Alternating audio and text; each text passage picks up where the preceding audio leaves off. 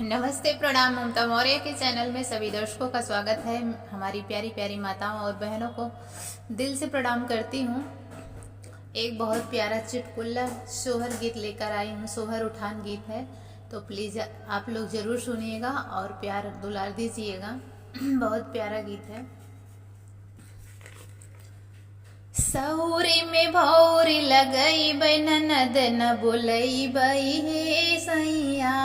सौरी में भौरी लगई बै ननद न बोलई बई हे सैया। सौरी में भौरी लगई बै ननद न बोलई बई हे सैया। ननद रानी आई है तो ढेरे ढेरे खाई है। ननद रानी आई है तो ढेरे ढेरे खाई है।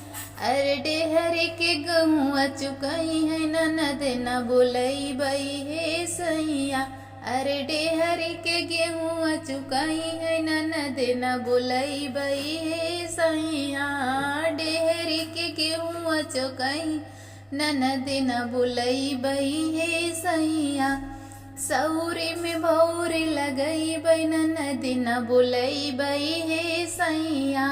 सौरी में भौरी लगई बै ननद न बोलई बई हे सैया। ननद रानी आई है तो घरे घरे घूमी है। ननद रानी आई है तो घरे घरे घूमी है। अरे गोतिनी से झगड़ा लगई है ननद न बोलई बई हे सैया।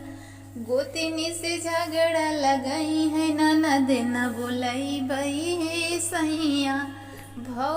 सौरी में भौरी लगई बै ननद न बोलई बई हे सैया। सौरी में भौरी लगई बै ननद न बोलई बई हे सैया। सौरी में भौरी लगई बै ननद न बोलई बई हे सैया।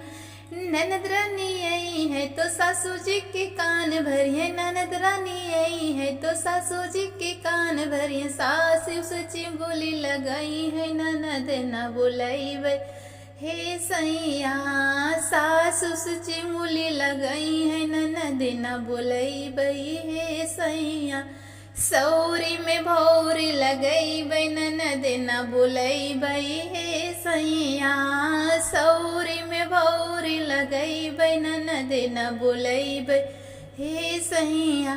ननद रानी आई है तो यहर वहर करी है। ननद रानी आई है तो यहर वहर करी है। तो हाँ से लोट मारे लेके जाई है ननद न बोलई बई हे सैया। अरे तो हाँ से लूट मार लेके जाई है ननद न बोलई बई हे सैया। सौरी में भौरी लगई बै ननद न बोलई बई हे सैया। सौरी में भौरी लगई बै ननद न बोलई बई हे सैया।